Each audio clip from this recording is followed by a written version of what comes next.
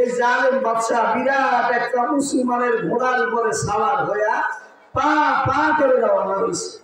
রাজ দরবার থেকে অল্প কিছু পথ যাওয়ার পর হঠাৎ করে দেখে একটা পাগলা তার ঘোড়ার সামনে আইসা ঘোড়ার লেগান ধরে টান দিল আর বলল, থামো।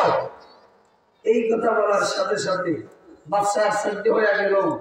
নিরাপত্তা বাহিনী তো চোখের দিকে ঠিক মতো আছে, আর্মি মিডিয়ার সেনাবাহিনীও ঠিক মতো আছে, পাগলা এটা ঢুকলো কেমন কইরা?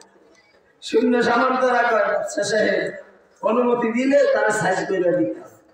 বাদশা কয়, রাখ। তার আওয়াজটা কিন্তু অন্যরকম লাগছে। আমি তার নাম ঠিকানার পরিচয়টা নিয়ে আনি, বাড়িঘর কোথায় একটু তারা জিজ্ঞাসা করে। এবার বাদশা পাগলাকে জিজ্ঞাসা করলো, হে পাগলা, ওর নাম কি, তোর পরিচয় কি, বাড়িঘর কোথায় তোমার? পাগলা বলে, ও জালেম বাদশা, নাম ঠিকানা বলার মতো সময় আমার হাতে নাই। তোমার কানটা আমার মুখের সাথে লাগাইয়া দাও, তোমার কানে কানে দুইটা কথা বলে আমি বিদায় হইয়া যাব।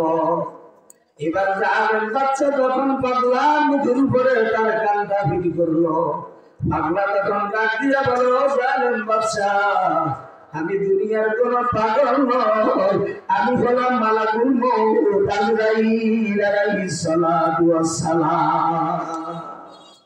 বাদশার কলিজা কাঁপা আরম্ভ হয়ে গেল।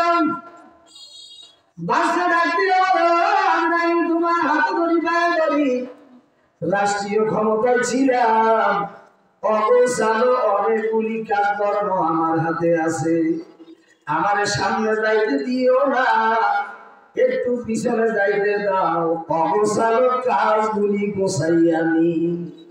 আজরাইল জবাব দেয়, ও জালেম বাদশা, তিনটা বিষয় আমার আল্লাহ বান্দার সাথে আপোষ করে না। এক নম্বরে মরার ব্যাপারে কাহারো সাথে আপোষ নাই, দুই নম্বরে সময়ের ব্যাপারে কাহারো সাথে আপোষ নাই, তিন নম্বরে যার মৃত্যুর জায়গা আছে জায়গায় নির্ধারণ করা হয়েছে, ওই জায়গায় মরণ লাগবে, জায়গার ব্যাপারও আপোষ নাই।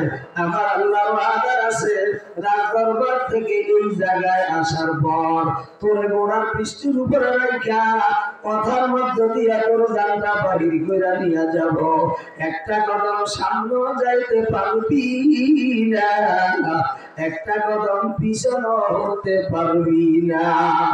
বলতে না বলতে কথা চলছে, কথার ভিতর দিয়া ওই জালেম বর্ষা ঘোড়ার পৃষ্ঠের উপরে বসা, এর ভিতর দিয়া তার জানটা কবজ হইয়া গেছে, কার পাই না। এরে বাবা, চক্রমাস যখন শুরু হয়, উত্তর দিক থেকে যখন বাতাস শুরু হয়, ওই বাতাসের সাথে সাথে গাছের মাথা থেকে যেমন শুকনা লাকড়ি, শুকনা ঢালগুলা ভেঙে ভেঙে জমিনে পড়ে, মুহূর্তের মধ্যে ওই জালেম বাদশা মারা লাশ হইয়া গোড়ার পৃষ্ঠ হতে জমিনে পড়ে যায়।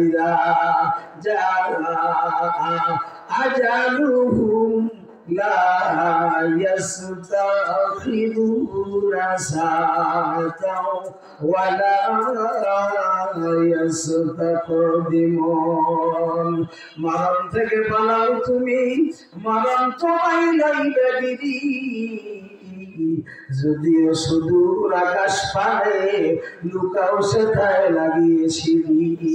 এ মহারোগের ঔষধ নাই, এ মহারোগের চিকিৎসক নাই, নাই সে ঔষধ জগতে, বুঝিয়া কাতর হইলে কি হবে, পারিবে না কেউ ফিরাতে ঠিকই না।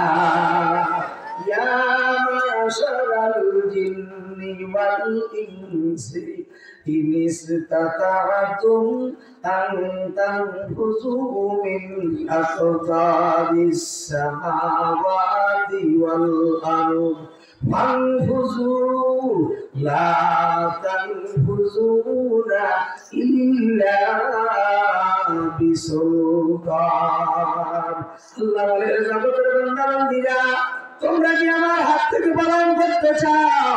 তোমরা কি মৃত্যু থেকে মৃত্যুর হাত থেকে পলায়ন করতে চাও? কোথায় পালাবা? ওই 7 তলা আসমানের উপরে পালাইবা, সিঁড়ি লাগাইয়া পালাইয়া যাও।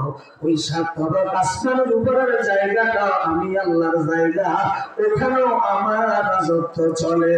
7 তলা জমিনের নিচে যারা পালাইতে চাও, ওই 7 তলা জমিনের নিচের রাজত্ব আমি আল্লাহর রাজত্ব চলে।